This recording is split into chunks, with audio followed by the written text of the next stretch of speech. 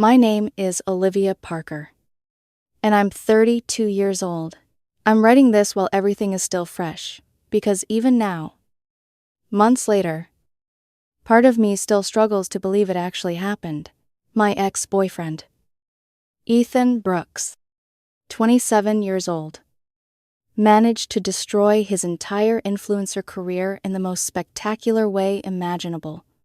Somehow, despite everything, there were still people who tried to paint me as the villain. For a long time, I wondered if maybe I had been too harsh. Then I'd remember the lies, the manipulation, the humiliation, and I'd remember exactly why I walked away. Ethan and I met at a friend's birthday party about 18 months before everything exploded. I noticed him immediately, not because he was the loudest person in the room, but because he had a way of making everyone feel seen. He had this warm smile, effortless confidence, and a laugh that spread through a room like sunlight. At the time, he was just starting his journey as a lifestyle influencer. Nothing major, maybe 15,000 followers. He posted fitness routines, restaurant reviews, motivational quotes, and occasional fashion content. I worked in logistics management, steady career, good salary, predictable life, the exact opposite of Ethan's world. Maybe that's why we clicked. For the first several months, things were wonderful. He was affectionate, attentive, supportive. He'd leave little notes in my lunch bag, send random texts telling me he missed me, show up at my office with coffee after difficult meetings. Back then, I never questioned whether his feelings were genuine. I truly believed they were. Then his audience started growing. 20,000 followers became 30,000. 30,000 became 50.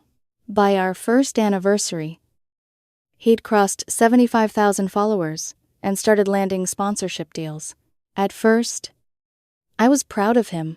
I celebrated every milestone, every partnership, every success.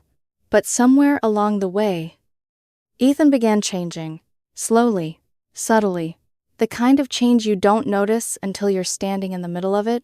Simple dinners stopped being simple. We couldn't just grab tacos anymore. Now every restaurant had to be content-worthy. Every meal became a photo shoot. I would sit across from him watching my food get cold while he rearranged drinks, adjusted lighting, and took hundreds of photos from different angles. One more shot, he'd say, then another and another. Sometimes 20 minutes passed before we could eat. One evening I jokingly asked, "Do I need an appointment to have dinner with my boyfriend now?" He laughed, but there was something forced about it, something distant. The financial issues began shortly after. At first, they seemed harmless. Babe. My card's acting weird. Can you grab this? I'll send it back tonight. My bank flagged something. They must be updating the system. Always a reason. Always temporary. Always accompanied by an apologetic smile. And every single time, I believed him. Because that's what people do when they're in love. They trust. They excuse. They overlook. 3 months before everything collapsed, Ethan launched a new content series called Lifestyle Level Up. His followers loved it. Luxury watches, designer jackets, exclusive restaurants, high-end accessories. The engagement exploded. Comments flooded every post. Goals. Manifesting this life. King behavior. Need this lifestyle. I noticed something strange. Items would appear in photos and then disappear forever. A designer watch. 1 week, gone the next. A luxury bag. Never seen again. A collection of expensive jewelry. Vanished after a single photo shoot. Whenever I asked about it, Ethan brushed me off. Content moves fast. Liu. I wanted to believe him. So I did. But small details kept bothering me. Unopened credit card bills hidden in drawers, Collection notices shoved between magazines. Emails quickly minimized whenever I entered the room. The pit in my stomach kept growing. Then came the post that changed everything. It was a Tuesday afternoon. I was sitting at work reviewing shipping reports when my phone started vibrating non-stop. Texts, notifications, message. I opened Instagram, and there it was. Ethan had uploaded a professionally edited photo series, 3 luxury bags displayed around him, designer clothes, perfect lighting, perfect smile. The caption hit me like a punch to the chest. When your girlfriend can't afford your lifestyle, but you figure it out yourself anyway. Below that were several smaller captions. Sometimes you have to become your own provider. Not her fault. She chose logistics instead of bigger dreams.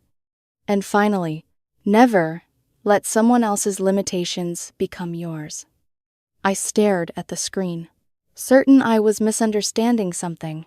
Then my coworker, Rachel, leaned over my shoulder. Her face tightened. Olivia, is he talking about you? I couldn't answer, because yes, of course he was. Everyone who knew us knew. Every friend, every family member, every mutual follower. Thousands of strangers immediately started making assumptions. Half the comments praised Ethan. The other half mocked me, called me boring, unsuccessful, abwooden. Someone actually wrote, "Girl better level up before he finds someone on his level." I felt physically sick. That night, I confronted him. Ethan, take it down. He barely glanced away from his phone. It's content. You're humiliating me. No, Olivia, you're being sensitive. I stared at him. You just told 75,000 people I'm holding you back. He rolled his eyes. My audience loves relatable content. Relatable. It's marketing. I could barely recognize the man sitting across from me. The man I'd fallen in love with would never have done this. Or maybe he would have. Maybe I just hadn't seen him clearly before. The next morning, he doubled down. A second post appeared. A luxury flat-lay photo covered in expensive-looking items. The caption read, "Yesterday's post triggered some people. Ladies, never shrink yourself to protect someone's ego. If they wanted to provide, they would." That was the moment something inside me finally snapped, because the truth was exactly the opposite. And for the first time, I decided I was done protecting him. That afternoon, during lunch, I opened my banking app and I started looking, really looking. What I discovered would unravel everything Ethan had built. The first transaction took less than 30 seconds to find, then another, and another, and another. By the time my lunch break ended, my hands were shaking. Not because I was angry, not yet, because I was finally seeing the relationship clearly for the first time. Over the next several hours, I went through every statement from the previous 3 months, every charge, every transfer, every emergency payment Ethan had promised to reimburse. The total made me physically ill. $8,532. That was only the amount I could immediately document.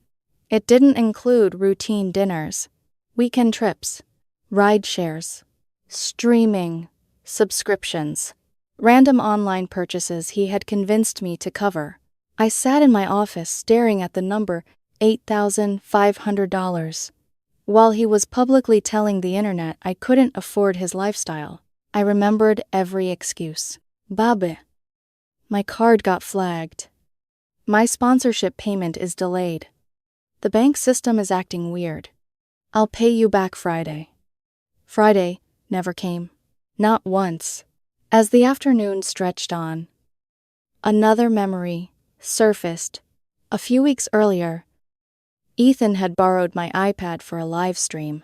He never logged out of several accounts afterward. At the time, I hadn't thought much about it. Now I opened the email application, and that's when the real nightmare began. My stomach dropped. 3 separate luxury brands had been emailing him repeatedly. The first thread involved an expensive watch.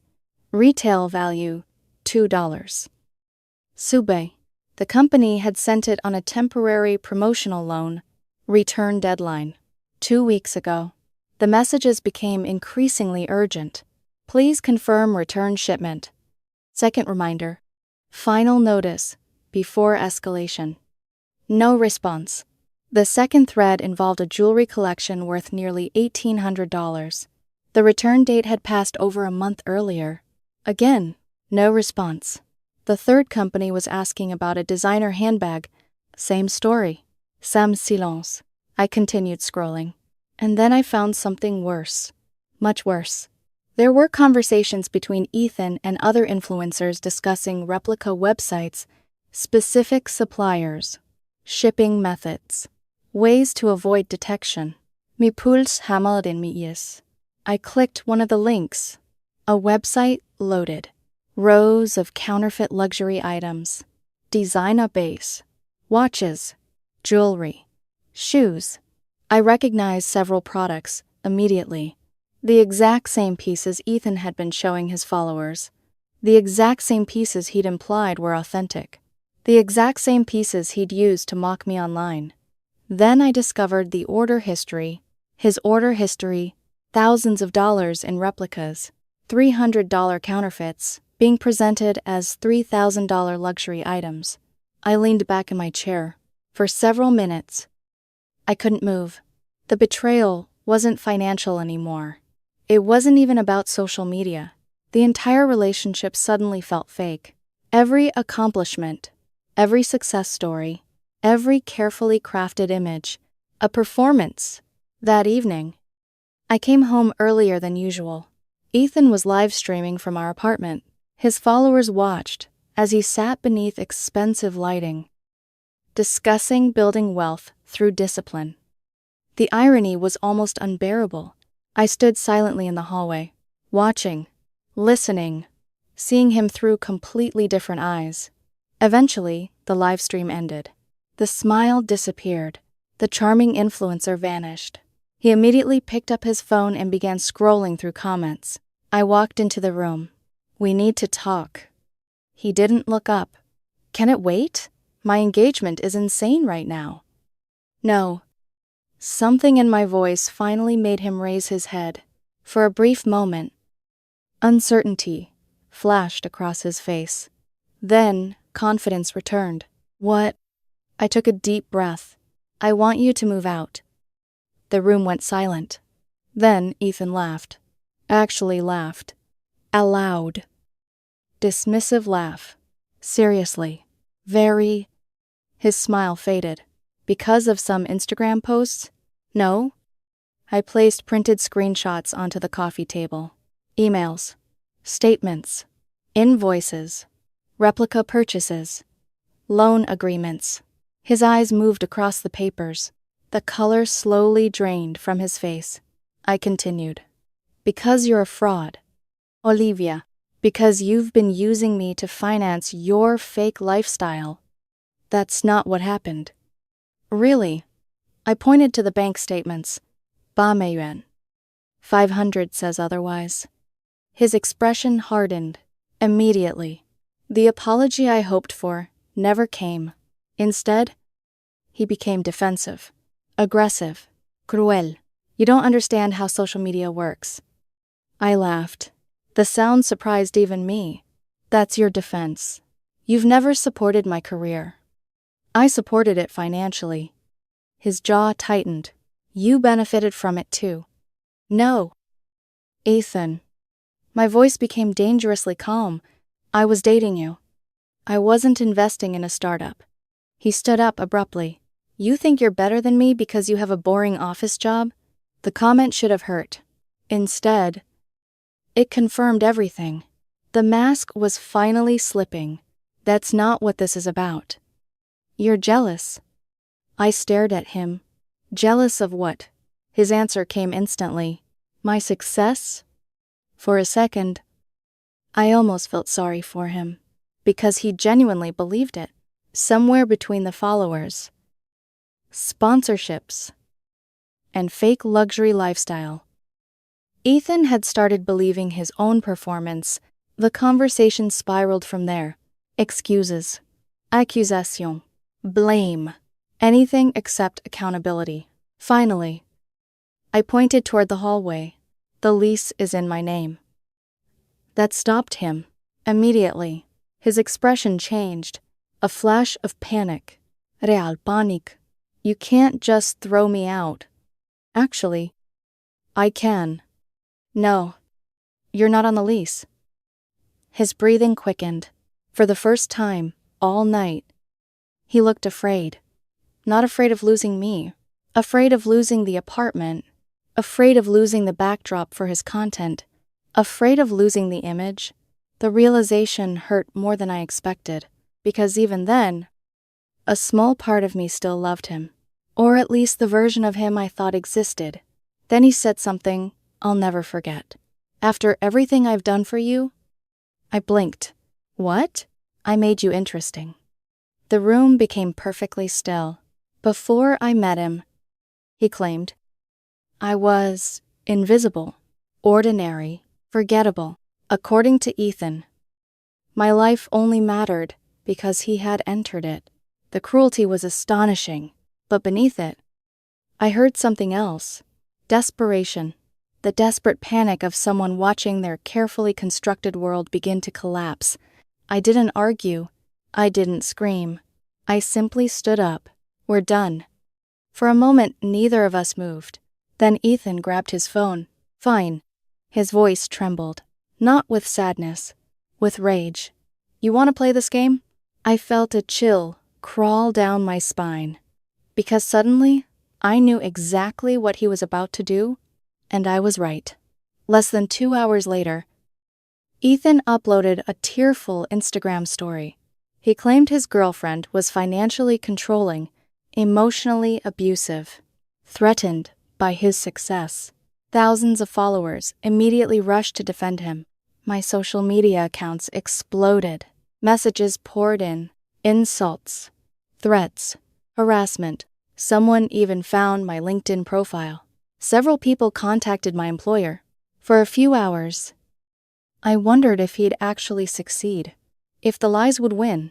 Then, Ethan made one critical mistake.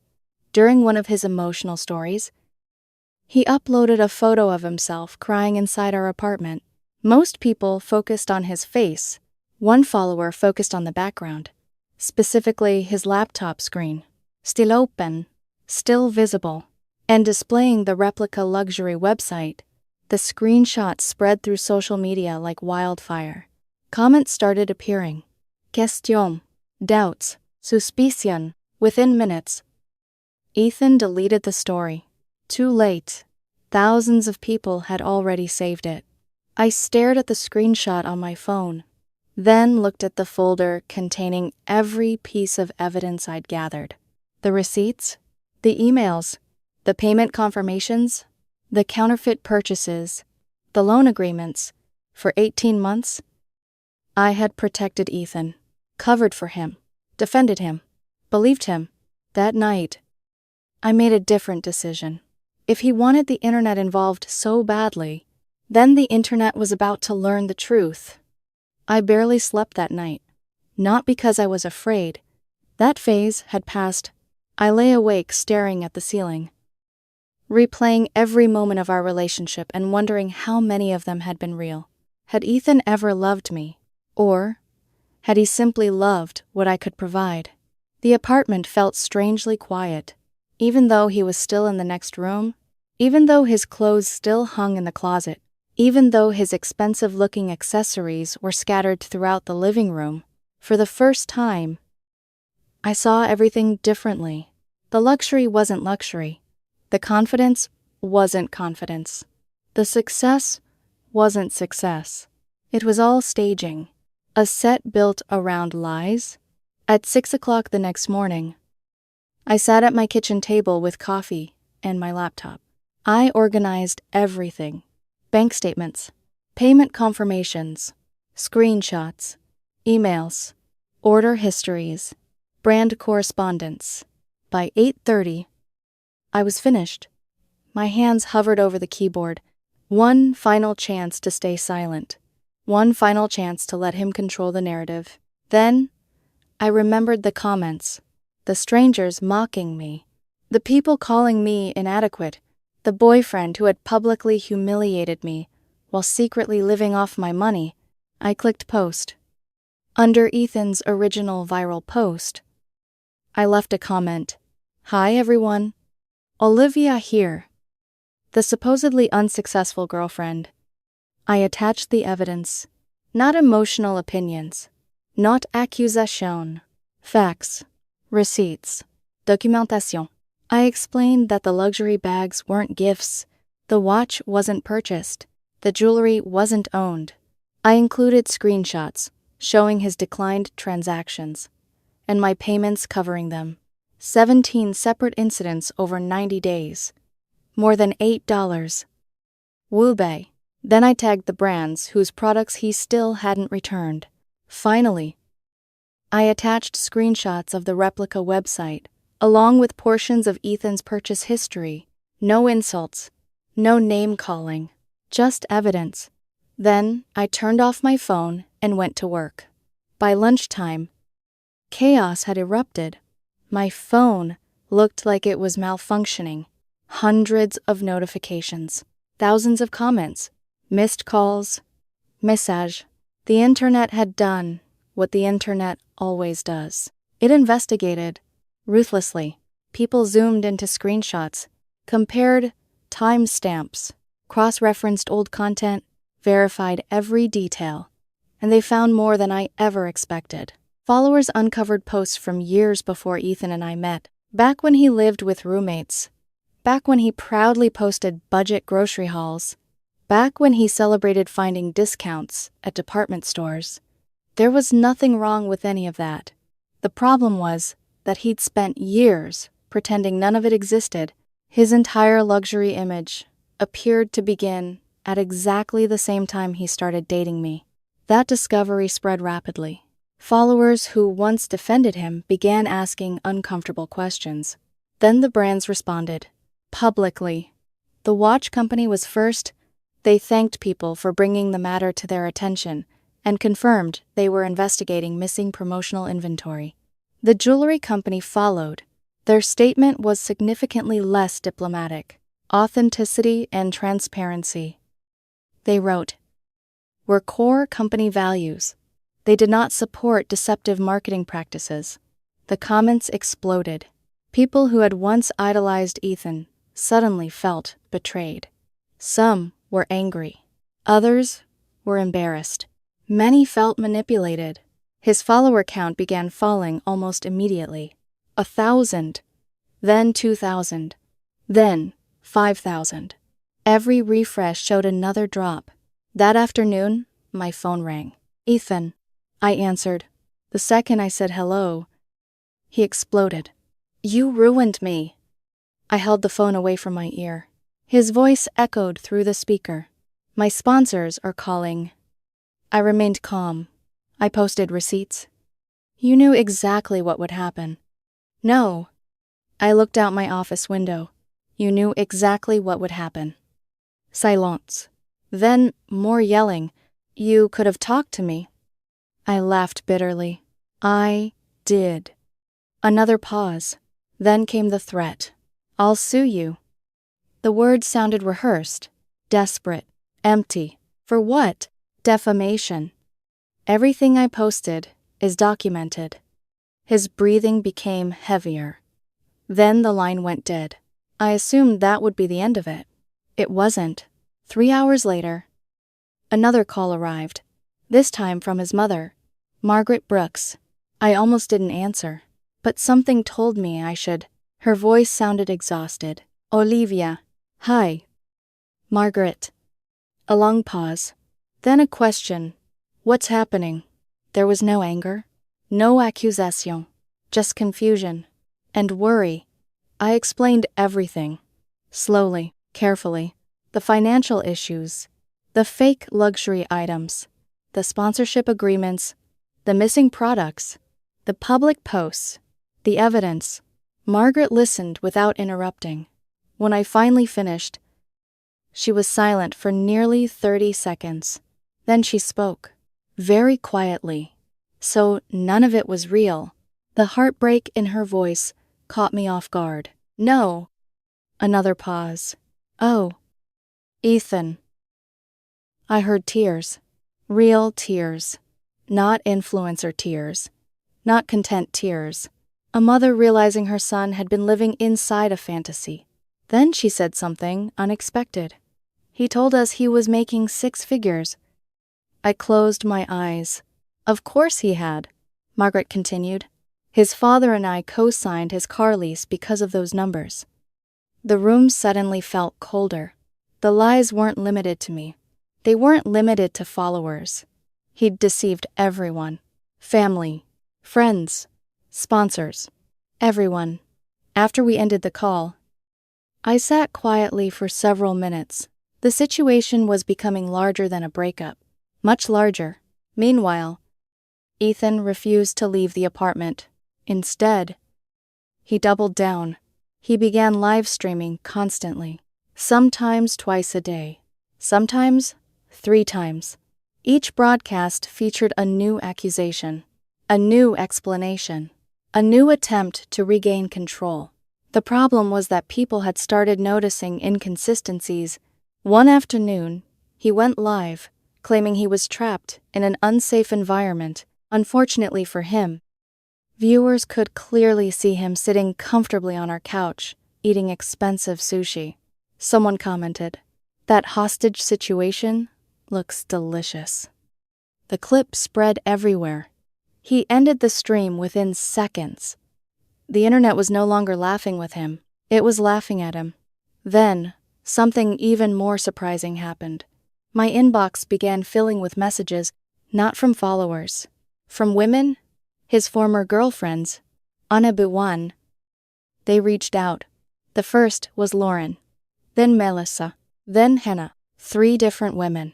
3 remarkably similar stories. Each described the same pattern: charme, dependence, manipulation, financial pressure, public humiliation, and eventually blame. One message stopped me cold. Lauren sent screenshots from nearly 3 years earlier. The captions were nearly identical to the ones Ethan had written about me. Different girlfriend, same script. The realization was chilling. This wasn't a mistake. This wasn't temporary success corrupting him. This was who he had always been. That evening, I installed a security camera in the living room, highly visible, impossible to miss. When Ethan saw it, he became furious. "You don't trust me." I stared at him. The irony was unbelievable. "It's for both our protection." He wanted to argue, but couldn't, because deep down, he knew exactly why it was there. On the 5th day after our breakup, I served him formal eviction paperwork. 30 days, everything documented, everything legal, everything proper. His reaction was predictable. More social media content. More accusation. Then came his most desperate move yet. A crowdfunding campaign. The title alone was astonishing. Starting over after financial abuse. Goal: $25,000. According to Ethan's story, he was the victim. He claimed I controlled his finances, destroyed his career, sabotaged his future. Within 6 hours, the campaign raised $47. One donor contributed a single dollar. The attached message read, "For acting lessons." I laughed harder than I had in weeks. But the true disaster arrived the following morning. A massive YouTube drama channel picked up the story. The title was brutal. "Fake luxury influencer exposed by girlfriend's receipts." The video reached millions of views. And suddenly, Ethan's collapse wasn't happening inside our city anymore. It was happening everywhere. His follower count continued falling. 60,000, 50, forte, 35. Each day brought another wave of consequences. And through it all, he remained in the apartment. Angria, more desperate, more unstable, until the 8th day, the day everything finally broke. Day 8 felt different. The moment I opened the apartment door, the silence hit me first. For over a week, the apartment had been filled with live streams, arguments, ringing phones, and Ethan's constant pacing. That evening, there was nothing, no music, no videos, no dramatic speeches, just silence. Then I heard movement coming from the bedroom. I walked down the hallway and stopped in the doorway. Ethan was packing, not calmly, not methodically, panic packing. Clothes were scattered everywhere. Open drawers hung from dressers. Garbage bags covered the floor. Makeup products, chargers, camera equipment, and random household items were being thrown together without any organization. For a moment, he didn't notice me. Then, he looked up. His eyes were red. Mascara from a recent sponsored cosmetics campaign was streaked across his face. For the first time since everything started, he looked genuinely broken. Not angry, not manipulative. Broken. What happened? I asked. His shoulders slumped. American Express. I frowned. What about them? He laughed. A short, bitter laugh. They're suing me. The words hung in the air. Slowly, pieces started falling into place.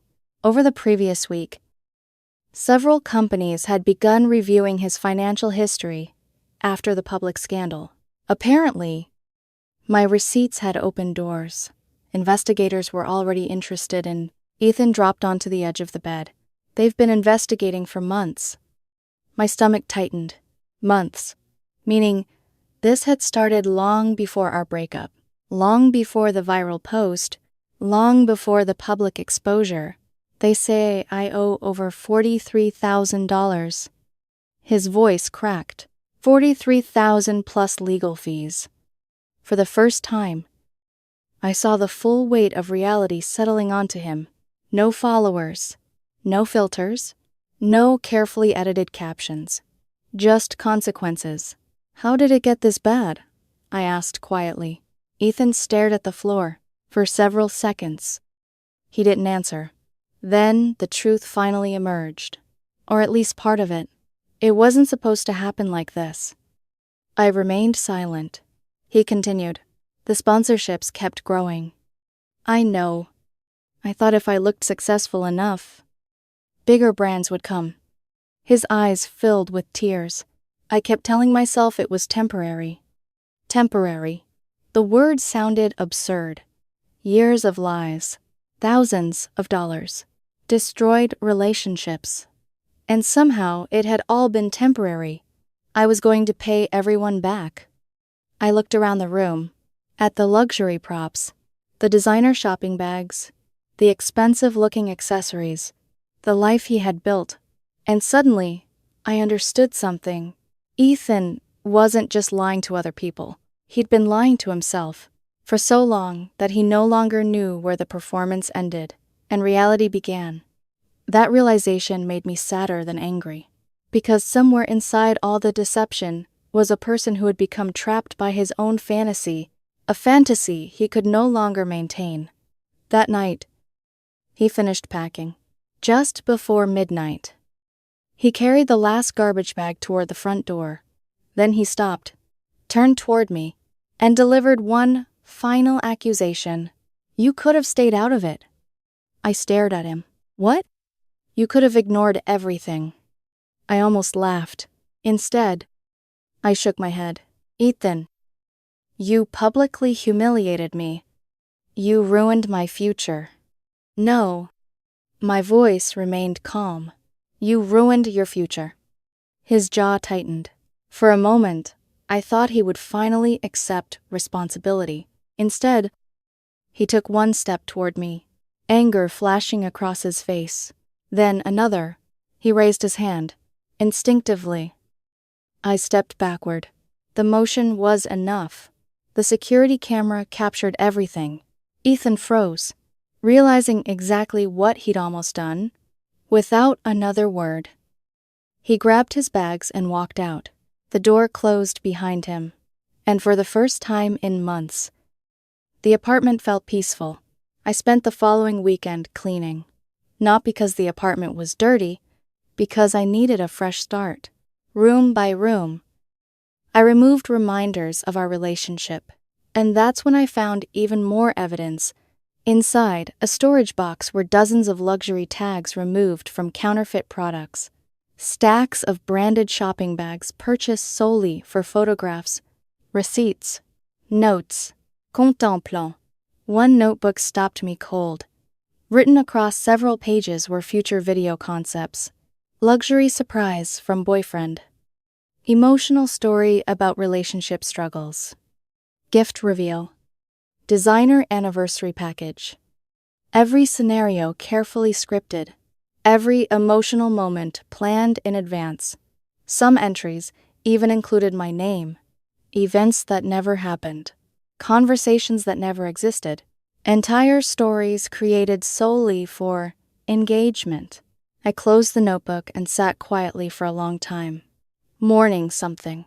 Not the relationship, the illusion, the person I thought I knew. A few days later, I posted one final update. Nothing dramatic. No revenge. No celebration. Just honesty. I explained that Ethan had moved out. I acknowledged that despite everything, I once loved him, or at least the version of him he showed me. Then I wrote something that resonated with thousands of people. Sometimes the most painful betrayal isn't losing money. It's discovering that someone made you feel inadequate while secretly depending on everything you provided. The post exploded. Hundreds of thousands of likes, thousands of comments, messages from people who had experienced similar situations. After that, I stepped away from social media. I wanted my life back. 3 months passed. Then, sick. Today, nearly a year later, I can finally look back without feeling angry. Ethan's influencer career never recovered. He attempted multiple rebrands: lifestyle coach, motivational speaker, financial literacy advocate. The irony of that last one was almost unbelievable. None of them worked. His audience was gone. His credibility was gone. And once trust disappears online, it's nearly impossible to rebuild. The legal consequences became severe. The fraud investigations expanded. Several creditors pursued repayment. Bankruptcy followed. Most of the luxury brands recovered their property. Others weren't as fortunate. Industry blacklists spread quickly. Opportunities vanished. From what mutual acquaintances later told me, Ethan struggled to find work in marketing, social media, or influencer-related industries. His reputation followed him everywhere. About a month after he moved out, he attempted one final comeback, a lengthy video titled, "My Truth." In it, he once again tried to portray himself as the victim. Unfortunately for him, the internet had a long memory. Viewers immediately posted court documents, financial records, and archived screenshots. The video disappeared within hours. Not long after that, I received an unexpected phone call. Margaret, his mother, she apologized. Not for Ethan's actions, for believing them. She admitted their family had discovered years of deception they never knew existed. False income claims, hidden debts, fabricated business opportunities. They had started family therapy, trying to understand how things had spiraled so far out of control. I genuinely wished them well, because unlike Ethan, they had shown a willingness to face reality. As for me, life became surprisingly peaceful. The apartment finally felt like mine again. Work improved. My company even promoted me several months later. One afternoon, my manager joked that anyone capable of surviving that level of personal drama while maintaining perfect logistics reports deserved hazard pay. For the first time in a long while, I laughed without forcing it. And yes, eventually, I started dating again. His name is Daniel Carter. An accountant. Practical. Kind. Grounded. The type of man who values honesty more than appearances. On our third date, he insisted on splitting the bill. I nearly laughed. Not because it was romantic, because it was refreshingly normal. No cameras. No content. No performance. Just two people, enjoying dinner. Looking back now, the money doesn't bother me. The lost time barely bothers me. Even the public humiliation has faded. The lesson remains. When someone constantly needs an audience to validate their worth, pay attention. When their image matters more than their character, pay attention. And when someone tells the world you aren't enough, while quietly relying on everything you provide, believe what they're showing you, not what they're saying. Because sometimes, the biggest red flags aren't screaming warnings. Sometimes they're disguised as designer handbags, borrowed luxury watches, counterfeit success, and a boyfriend who loves attention more than truth. That's the lesson I learned the hard way.